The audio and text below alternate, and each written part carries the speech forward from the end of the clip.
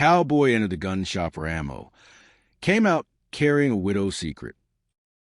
He came for bullets, but found a secret worth dying for. Wyoming wind hums through a ghost town.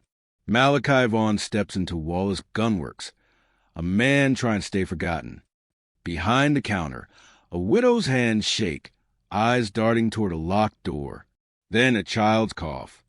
Outside, horses gather. Inside, truth rattles louder than gunfire. And before the day ends, one man's piece will burn ashes. The sky over Iron Bend looked like rusted steel that morning, hard gray, and full of promise that never meant anything good. Malachi Vaughn rode into town with his hat pulled low, his coat collar high, and his thoughts sealed behind years of dust and silence. He wasn't a man you noticed unless you knew how to look. Tall, but not loud about it. Shoulders broad from work. Hands scarred from wars that didn't get written about. The kind of man who carried his past away, he carried his revolver, always close, but never flashing it unless he had to. He came for bullets. That was all. Wallace Gunworks stood at the far end of Main Street, where the road turned toward the rail tracks. The sign above the door leaned to one side, letters faded, one hinge broken. But the door was open, and the smell of oil and iron drifted out, familiar, honest smells. Malachi tied his horse to the post, patted its flank, and stepped inside. The bell over the door rang once, and that was enough to tell him something wasn't right. The woman behind the counter jumped like she'd been shot. She was small-boned, with dark hair pulled tight, the kind of face that had forgotten how to rest. Her hands moved too fast, rearranging cartridges that didn't need it, straightening boxes that were already square. Her eyes kept flicking toward a door at the back of the shop, not casual glances, counting seconds. Malachi had seen fear before. This was something worse, a fear that was tethered to something you die to protect. "Morning," he said quietly. She didn't answer at first. Then, We're open. What can I get you?" Her voice cracked in the middle like a dry branch. "Rifle rounds, .45-70. She nodded quickly, moving toward the shelves. But her hand shook when she picked up the box, and the cartridges that landed on the counter weren't .45-70s. They were pistol rounds, wrong size, wrong caliber. Malachi looked at the box, then at her. Her face went pale when she realized her mistake. "Ma'am," he said softly, "you just sold me the wrong bullets." She froze. Her eyes flicked toward that back door again. Then he heard it, a soft, muffled sound, not the creak of wood or the shuffle of boxes. Something alive. A cough, small, weak, quickly smothered. Malachi's hand went to his hip out of habit, not for violence, but for readiness. He looked at her, and in her eyes he saw the truth before she spoke a word. Someone was back there. Someone who shouldn't be. Outside, hooves clopped against dirt, slow, deliberate. Voices murmured. More than one rider. The woman's breath quickened. She looked toward the window, then to Malachi, and made a choice that seemed to tear her apart. Her hand shot out, grabbed his wrist. "They're looking for her," she whispered. That was all, but it was enough. Two men stepped through the door a moment later. The first was heavy-set, with a long gray coat and eyes that never stopped moving. The second was younger, lean, with the kind of swagger that comes from cruelty, not confidence. Both carried the smell of dust, whiskey, and blood that wasn't always theirs. Well, now, the older one drawled, smiling too wide. "Mrs. Wallace." "Been a while." The woman behind the counter went still, her voice steady but tight. "We're closed for inventory." He laughed, low and mean. "That so? We came a long way, ma'am. Be ashamed to turn around empty-handed." The younger man drifted toward the shelves, pretending to browse. His hand brushed the butt of his revolver. Malachi saw it all, the angles, the tension, the trap. "You living here alone, Mrs. Wallace?" the older one asked. "Yes." Too fast. Too practiced. The younger one's head tilted. He'd heard the lie. Malachi didn't move. Just picked up the box of wrong ammunition again and turned it in his hand. A harmless gesture. A delaying one. The older man looked at him now. You work here? Just buying supplies. The silence between them stretched long enough for the air to feel heavy. Finally, the man said, Then you won't mind letting us take a look around. He took a step toward the counter. Mrs. Wallace's right hand moved beneath it. Malachi didn't need to see to know what she was reaching for. Every gun shop kept a loaded piece under the counter, and if she pulled it, she'd die before her finger found the trigger. He shifted, stepping just enough to stand between her and them. Not obvious, just enough to complicate their math. The older man's smile faltered. His eyes narrowed. He'd seen men like Malachi before. Men who'd stopped running from death long enough to recognize its footsteps. He tapped the brim of his hat. We'll be back tomorrow. With the marshal. Then they left. Outside, their horses didn't move far. They settled 30 yards down, where they could watch the front door and the alley behind the shop. When the door shut, Mrs. Wallace collapsed against the counter. Her breath came in short, panic bursts. You should go, she said. Malachi looked through the window. The two riders hadn't left. He turned back to her. What did your husband offer them? Her lips trembled. Everything. And then, when he lost it, someone else's everything. She looked at the back door.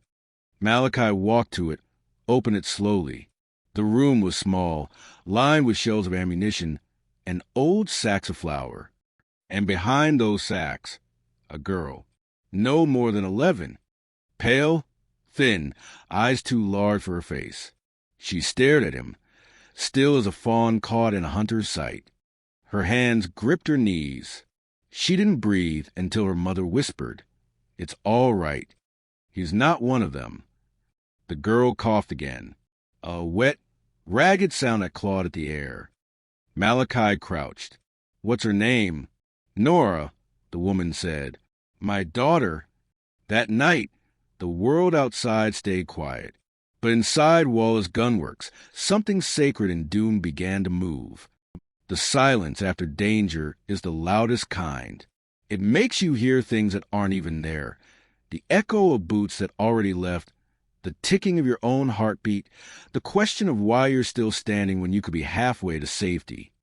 Malachi stayed by the door long after the riders vanished into the dusk. He watched the girl breathe. Each breath sounded like it cost her more than she could afford.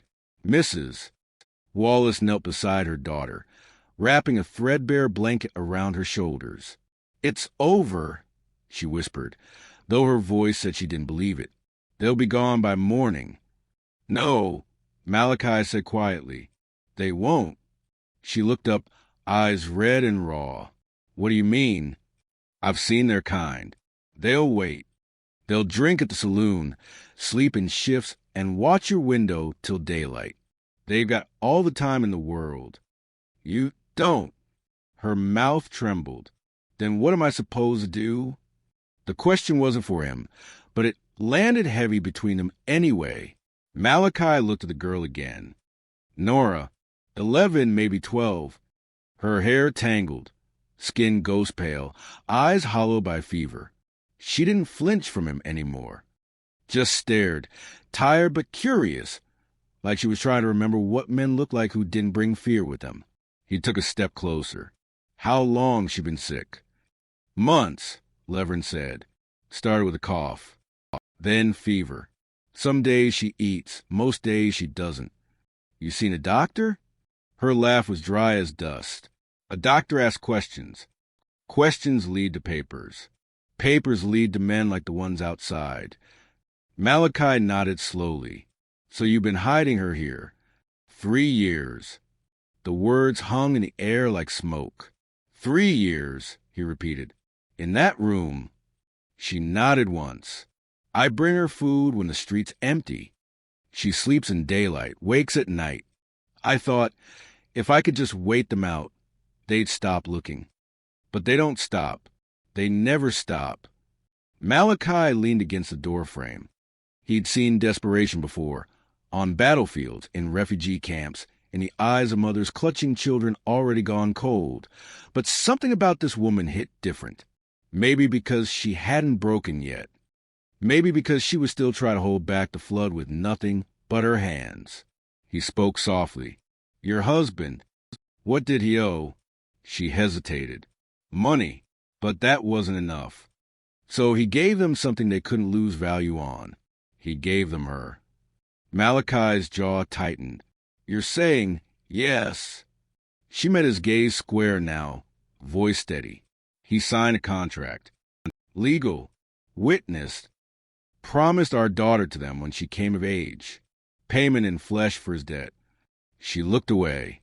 He thought he was buying time. Thought he could win it back before they came to collect. But he lost again. And when they came for her, he hung himself. Her breath caught on the last words. Malachi said nothing for a long while. He walked to the counter, picked up one of the wrong ammunition boxes, turned it over in his hands. You've kept her hidden since then? Yes. Who knows? No one. I told folks she died with her father, buried in an empty box behind the church. Malachi looked toward the shuttered window. The light outside was fading to red, the kind of red that turns into black faster than you expect. She needs medicine, he said. That costs bad. Might be her lungs. I know, she whispered, but I can't. If she dies tonight, he cut in, those men get nothing but a body tomorrow. Levern's lips parted. What are you saying? I'm saying, he said, if you wanted to live, we move tonight. She stepped back like he'd struck her. Move? Where? 15 miles east. There's a doctor in Henderson Creek. Doesn't ask questions. Doesn't write much down. Her eyes went wide. 15 miles? You think I can take her that far? You can't. But my horse can. She shook her head. They'll see us.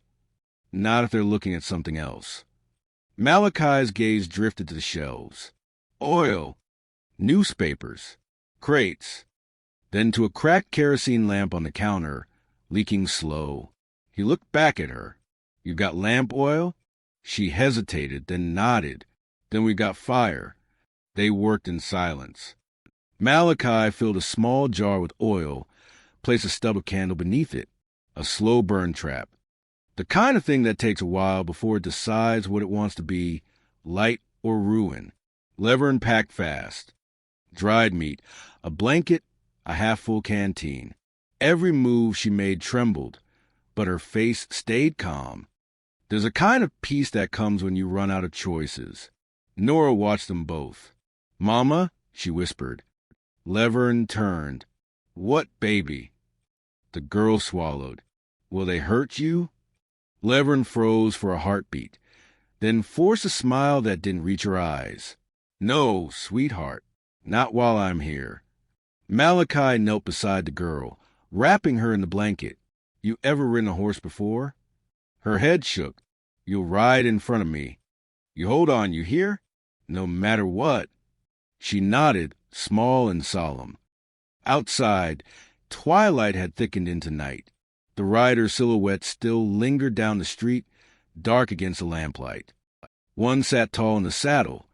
The other leaned against the post, watching, waiting. Inside, Malachi struck the match. The candle caught, its small flame licking the air. He set it beneath the leaking lamp, adjusted it, so the drip of oil would reach the wick in 20, maybe 30 minutes. Then he turned to Levern. Once we're out that door, we don't stop till we hit the canyon. Understand? She nodded. He opened the back door. The alley behind the shop was narrow, lined with trash and the ghosts of 100 careless nights. The air smelled of rain that hadn't come yet. Levern stepped out first. Nora pressed against her chest. Malachi followed, closing the door behind them. The candle flickered, then steadied, patient, faithful, waiting. They moved fast, down the alley, through the shadows, keeping to the narrowest strips of dark between lamplight. At the corner, Malachi peeked out. The younger watcher sat on a barrel, chewing tobacco, eyes half closed. The older one smoked nearby, his hand resting casually on his pistol.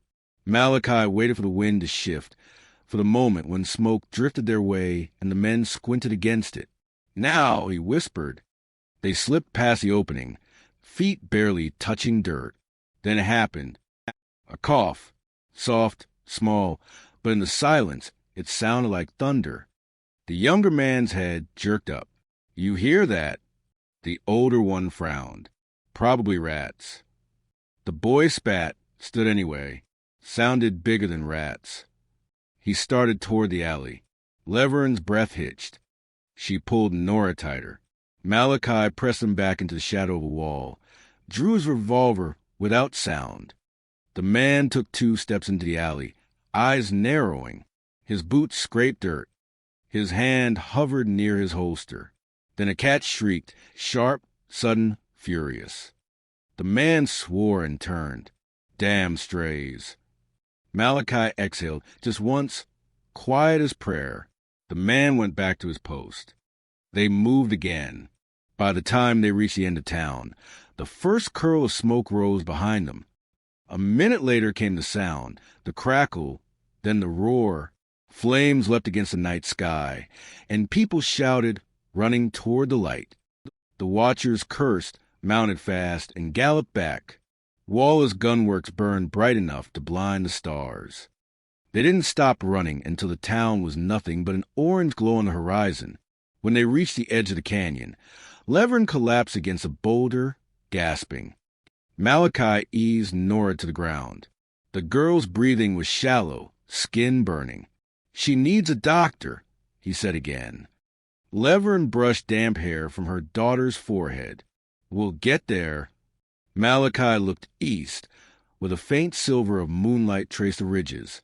They had a long way to go before morning. He sat down, revolver across his knees, and listened to the wind move through the rocks. Behind them, the fire still painted the sky red. Ahead, the night whispered of men who wouldn't stop until they found what they'd lost. He didn't know why he'd stayed to help. Maybe because sometimes when you run long enough, you start craving something worth turning around for. And tonight, he'd found it. The first hours after fire are quiet. Too quiet, as if the world itself holds its breath to see what survives. By the time the flames of Walla's gunworks had sunk to glowing coals, half the town of Iron Bend was awake, shouting, carrying buckets, cursing the wind. Amid the smoke, no one noticed 3 shadows already miles north, riding hard through sage and stone. The horse's lungs steamed in the cold. Its hooves struck sparks off the frozen trail. Malachi kept his body low over the saddle, one arm tight around Nora, the other gripping the reins. Behind him, Leverin rode double on the pack mule, clinging, jaw set against exhaustion. The girl's fevered head lay beneath Malachi's chin. Each exhale came out a trembling wheeze. He'd seen that sound before, in the field hospitals outside Vicksburg, when men drowned in their own lungs. He forced his mind away from the memory. "Hold on, little one," he murmured. "We're not done yet." The stars blurred overhead. Every few miles he glanced back, nothing but the empty dark. But he knew darkness didn't mean safety. It only meant the hunt hadn't caught up yet. Near dawn, they reached the mouth of a narrow gorge locals called the Canyon of Echoes. The walls rose sheer on both sides, scarred with wind and frost. Water whispered somewhere below, half frozen. "Here," he said, "we'll rest the horses." Leverin slid off the mule and almost fell. Malachi caught her elbow. "Easy. You've gone white as chalk." "I'm fine. Shalit." He studied her a moment, then turned away. "Fine don't shake like that." They found a hollow sheltered by stone. Malachi spread his bedroll, laid Nora down, covered her with both blankets. The child stirred, whispering something he couldn't catch. Leverin sank beside her, brushing sweat from the girl's brow. "She's burning up again." Malachi knelt. We bought a few hours. When the sun's high, we move east of the Ridge Road. With luck, they'll think we headed north toward the border. Luck, she echoed softly.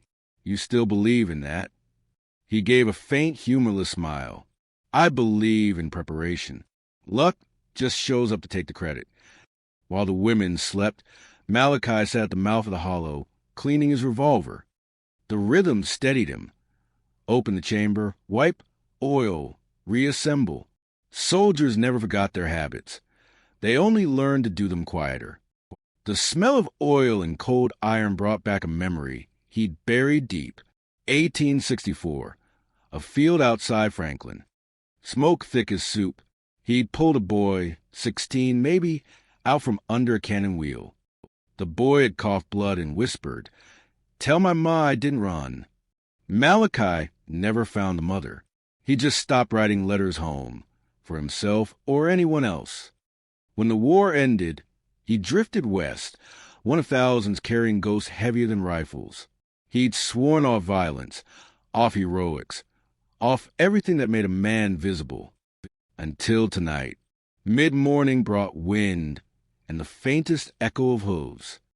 Malachi rose instantly. They're closer than I hoped. Lever straightened, panic flashing. How many? 2, maybe more. Dogs, too. Her breath hitched. God help us. He might, but we'll help ourselves first. He loaded fresh rounds, then reached for the mule's lead rope. We'll head down river. Water will cover our tracks. Stay close to the rock wall. They moved fast, the sound pursuit growing clearer. The baying of hounds, men shouting to each other across the ridges. Nora stirred weakly, her voice a rasp. Mama tired. I know, baby, Levern whispered. Just a little more. Malachi glanced back. The first riders had crested the far rim. Tiny figures against the sun. They found the trail. We got an hour, maybe less. The canyon narrowed ahead to a fallen tree, bridging a chasm 20 feet wide. Water roared below. The crossing looked older than sin, bark stripped, slick with frost. Levern saw it and shook her head. She'll never make it. She doesn't have to, Malachi said. You go first. He took Nora in his arms. The child barely weighed 30 pounds. He stepped onto the log, knees bent, boots sliding slow.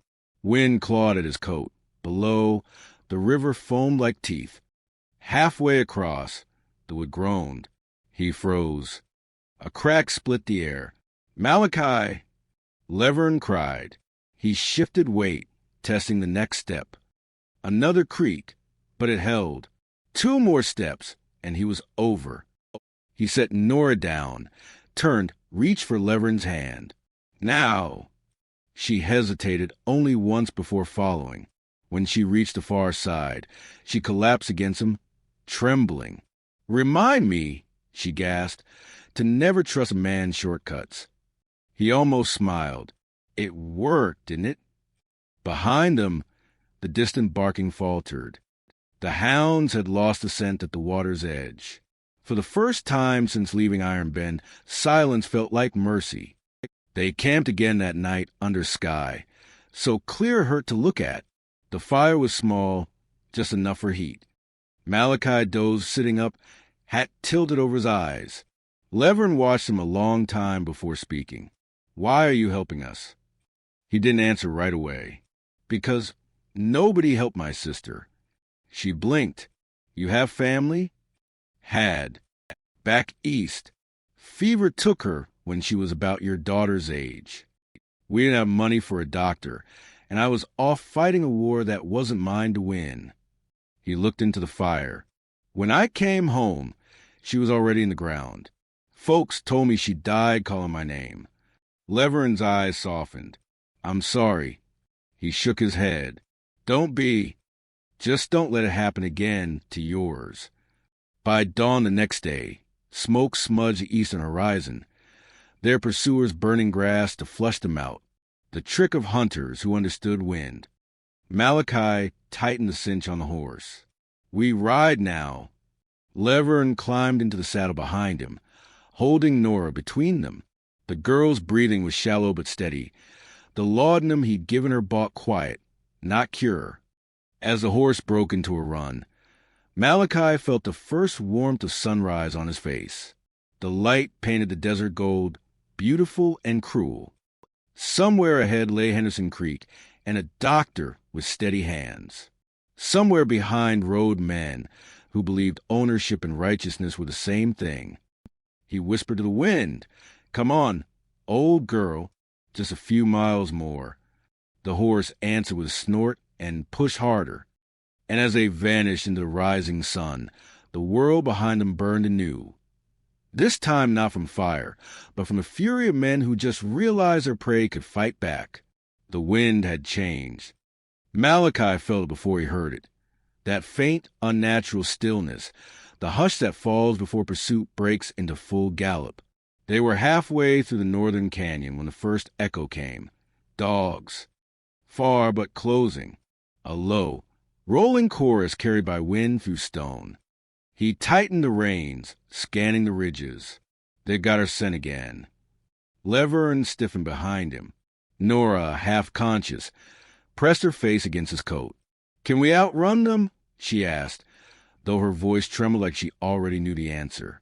"No," Malachi said, "but we can make them lose us." The canyon pinched to a slit of jagged limestone, barely wide enough for one horse.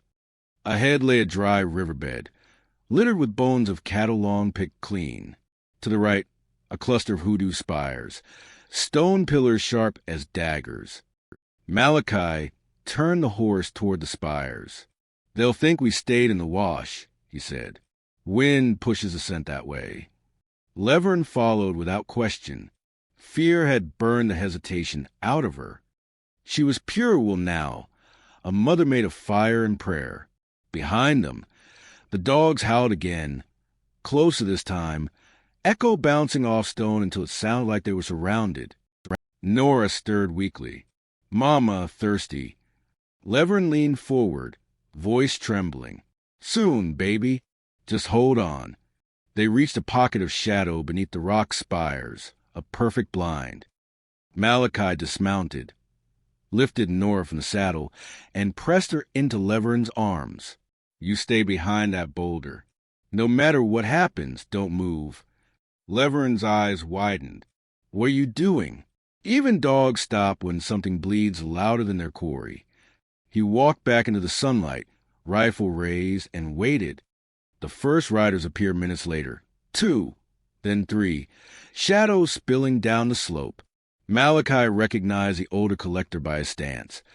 Upright, patient, confident. The kind of man who believed the world was a ledger and every debt could be paid in flesh. The younger one scouted ahead, gun drawn, calling over his shoulder. "Tracks end here." Spread out, the leader barked. They doubled back, checked the ridge. Malachi breathed slow, fingers steady on the trigger. He didn't want blood. He wanted silence. When the first rider passed between two spires, Malachi fired once. The bullet struck the rock near the man's stirrup, not a kill shot, but a message. The horse reared, throwing its rider. The second man wheeled toward the sound, shouting. Malachi fired again. Another warning. Another crack that sent echoes ricocheting to the canyon like a chorus of ghosts.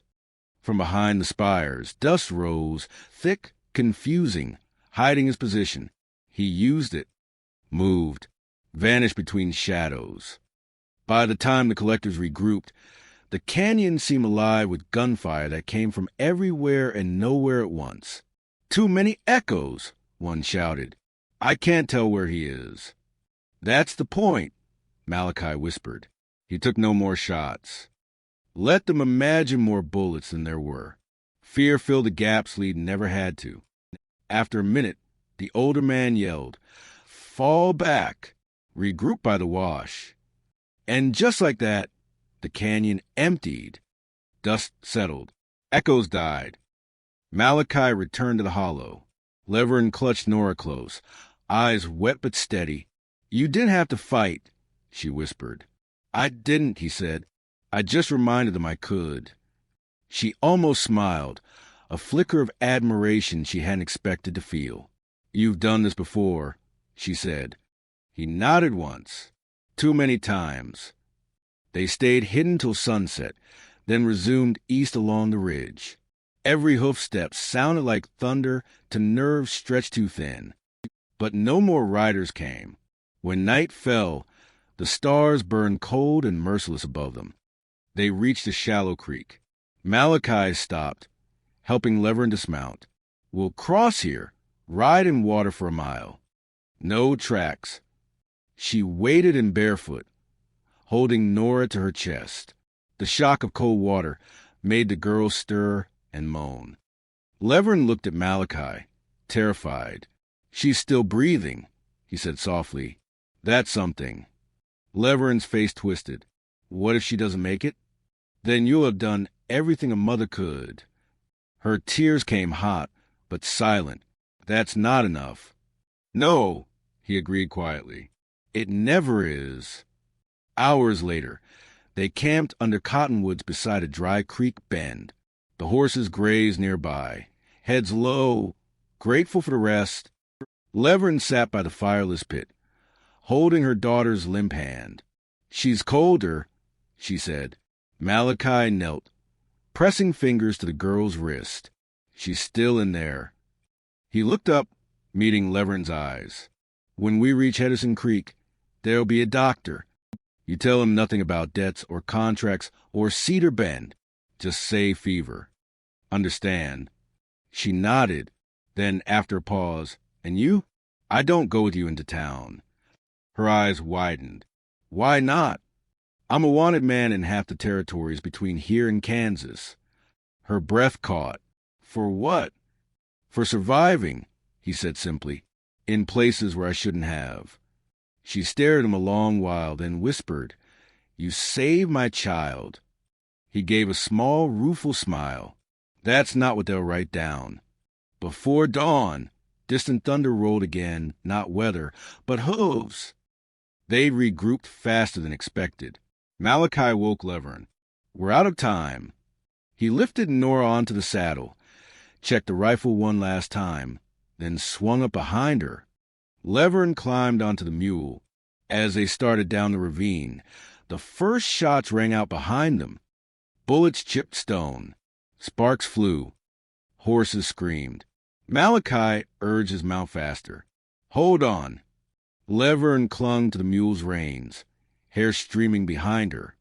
The sound of pursuit filled the morning like drums of war. They reached open ground, a slope littered with loose shale. The horses slipped but kept running. Then came the voice, the collector's leader, close enough now to hear words between gunfire. Stop. The woman and the child live, but the man dies. Malachi didn't slow. He'll have to catch me first. He turned in the saddle and fired twice. One rider tumbled, another swerved. The rest slowed, uncertain. The canyon narrowed again ahead, the last funnel before the ridge. If they made it through, they have daylight and distance. If not, he didn't finish the thought. He dug his heels in, shouting to the horse, and the animal answered like it understood that everything depended on this run. They burst onto the ridge as the sun climbed, flooding the world in gold. Below them lay the wide valley, endless and bright, freedom painted in morning light. Malachi reined in, chest heaving. Behind them, riders spilled from the canyon mouth, smaller now, slower, uncertain. Levern looked back, tears streaking dust on her cheeks. Are we safe? For now. He looked down at the child slumped in his arms, face pale, lips blue. Her breath fluttered like the wings of a dying bird. Let's get her to that doctor. He didn't say what they both knew, that the race wasn't just against men anymore, but time itself.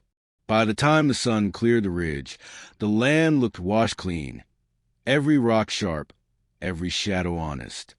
But honesty in the West was a cruel thing. It showed what survived and what didn't. Malachi's horse was spent, flanks slick with sweat and dust. Nora lay motionless in his arms, her skin pale, her breathing shallow but steady. Levern rode beside him on the mule, every jolt of its gait echoing in her bones. They didn't speak. There were no words left between them that weren't prayer or promise. Only the road ahead mattered now. A hawk's circle high above, the only witness to a chase that had burned across 2 counties. By midday, the desert gave way to green. The soil turned soft, the smell of sage replaced by wildflowers and pine. Henderson Creek lay just beyond the next ridge, a small town that lived quietly between the law's reach and the wilderness's mercy. Malachi slowed his horse. "Another mile," he said hoarsely. "Maybe 2. Levern's voice was barely a whisper. "She's not breathing right." He looked down. Nora's chest rose, then faltered. "She's fighting," he said softly. "She's still fighting." But inside, something cold began to crawl up his spine. A knowledge soldiers carry when they'd seen too much death to believe in hope without proof. He pressed his palm to the child's chest, felt the faint flutter of a heart that refused to quit. The sound came faint at first, distant, metallic, like iron against stone. Then clearer. Horseshoes, echoing in rhythm. The hunters weren't done. Levern turned sharply. "They're behind us." Malachi cursed under his breath. They must have split the group. Send 2 ahead, 3 behind. He scanned the slope. Open, exposed, no cover but scattered mesquite. If they reached the creek, the town's marshals might intervene. If they didn't, he tightened his grip on the reins. "We ride to the doctor's, no matter what. Don't stop. Don't look back." They thundered down the final hill, the wind turning sharp and cold. Henderson Creek appeared below, a strip of cabins, smoke curling from chimneys, a church steeple cutting the sky. The doctor's shingles swung outside a small clapper house near the well. The sound of pursuit grew louder. Gunfire cracked through the air. 1, 2, 3 shots. Dust kicked up near Malachi's stirrup. He didn't flinch. "Go," he roared. Levern urged the mule forward, her face streaked with sweat and tears. The hunters came into view behind. 5 riders, the old collector leading, coat flapping like a banner of death. Malachi turned in the saddle and fired twice. 1 bullet struck a horse's leg. The beast screamed and tumbled, sending its rider sprawling. The other slowed, fanning out. Every second counted now. The first buildings of Henderson Creek loomed closer. Townsfolk looked up, startled, a dust storm of riders barreling in from the wilderness. Malachi shouted, "Doctor! We need a doctor!" He pulled hard on the reins, stopping before the porch of the doctor's house. Levern slid down, clutching Nora. The door burst open, and a gray-haired man stepped out, sleeves rolled, eyes wide. "What in God's name? Pneumonia?" Malachi gasped. "Fever for days. She needs air, warmth, medicine, now." The doctor grabbed the girl, lifting her with the practiced gentleness of a man who'd seen too many close calls. Inside, quickly, Levern followed. Malachi turned to face the street. The riders were there, the collector and 2 men, dust swirling behind them, guns drawn. He stepped off the porch, rifle in hand. "Morning," the collector called, his smile thin as a knife. "You've had yourself a long ride, Mr. Vaughn." Malachi didn't answer. "You know, I almost admired the way you ran," the man continued, resting one gloved hand on his saddle horn. "Most folks don't last a day. But now you're here, and I've got business that don't end with you breathing." Malachi's eyes flicked toward the doctor's door. "There's a child in there. Leave her be." The collector laughed. "I'm not here for the child, not anymore. I'm here for the example." He drew his gun. The street fell silent. No wind, no birds, just a dry rattle of leather and the slow tick of a sign swinging in the breeze. 2 men, one shadow of a man trying to start over, and the weight of every choice that had led to this place. Malachi's hand rested calm on his revolver. "Go back to Cedar Bend," he said. "Tell whoever sent you the debt's been settled." The collector smirked. "I'll tell them I settled it myself." The gun cleared leather. So did Malachi's. Two cracks split the air. Dust drifted between them.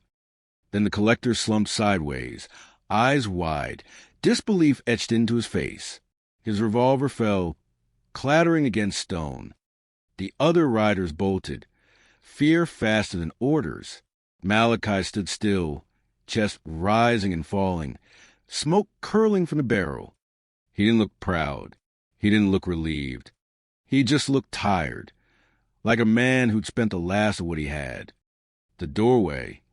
He holstered the gun and turned toward the porch. Leverin stood in the doorway, tears streaking her cheeks. "Is he?" she began. "Gone," Malachi said quietly.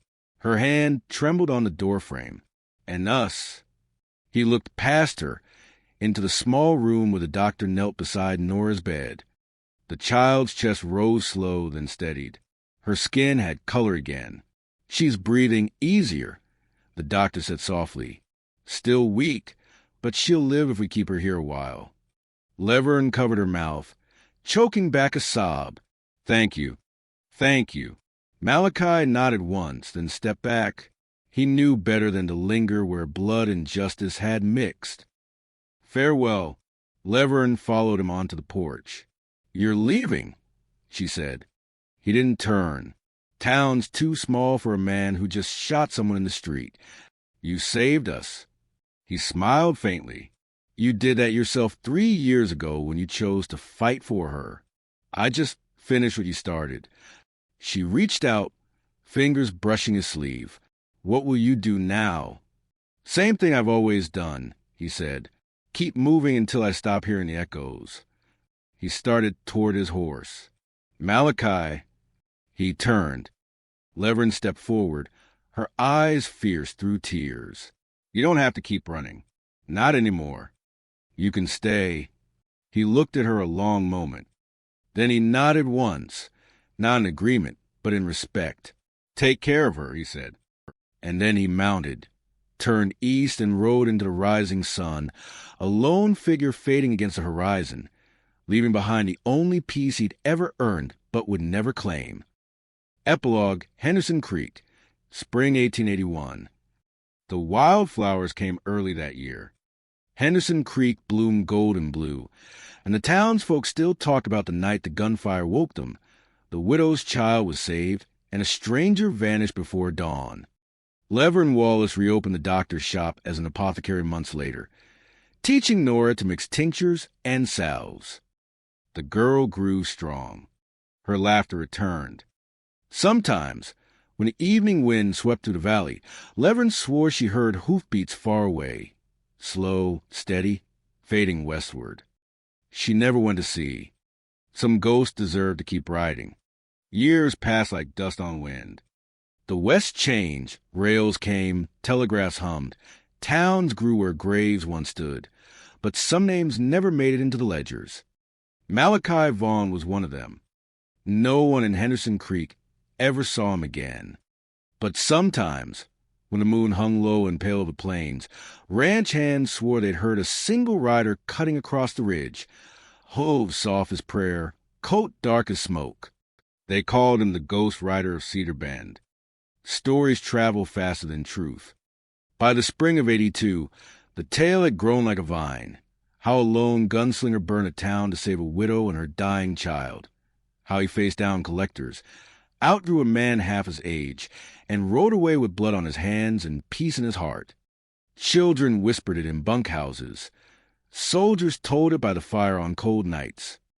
Some said he'd been a preacher once. Others claimed he was the devil himself trying to earn forgiveness one good deed at a time. And every version ended the same. He was still out there, somewhere, keeping watch on the roads where the law didn't go. In the spring of 1883, a letter arrived at the Henderson Creek post office. No return mark. No sender. Just a name written in a hand Leverin recognized at once. To Mrs. Lever and Wallace, if this finds you, it means I didn't ride far enough to lose the past. That's all right. Some things shouldn't be lost. I hear the girls well.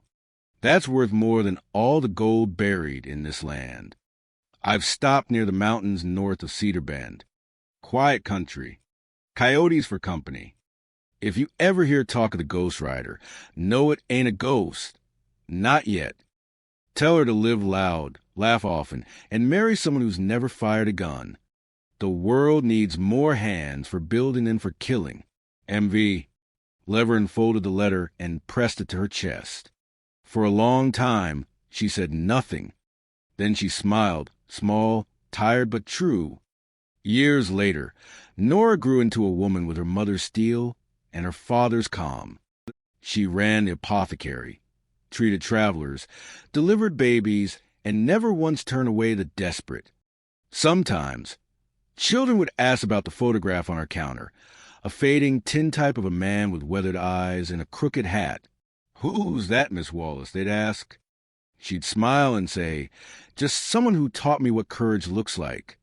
And if they pressed, she'd add, "He's gone now. But he rides whenever someone decides not to look away when it matters most." One summer evening, when the sky was bruised with thunderclouds, an old rancher rode into town, dust-streaked and shaken. He told a story that no one fully believed, but everyone wanted to. He said he'd been crossing the Cedar Bend Trail at dusk when lightning struck the ridge. For a moment, the whole horizon glowed silver, and on it he saw a lone rider silhouetted against the storm, hat low, coat whipping in the wind.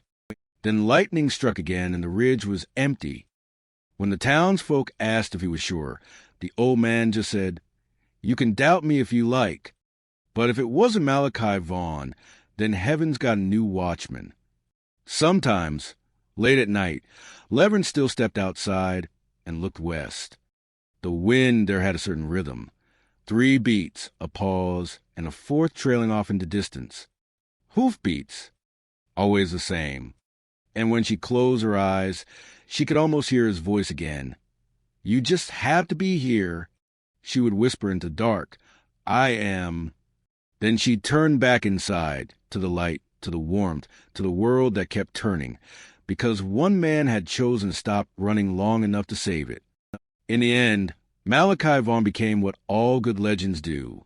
Not a man, not a ghost, but a promise whispered across the wild country, that even in a land built by guns and graves, there will always be one soul who stands between the innocent and the storm. And when the wind carries that rhythm, 3 beats and a pause, someone will look up from their campfire and say, "He's still out there."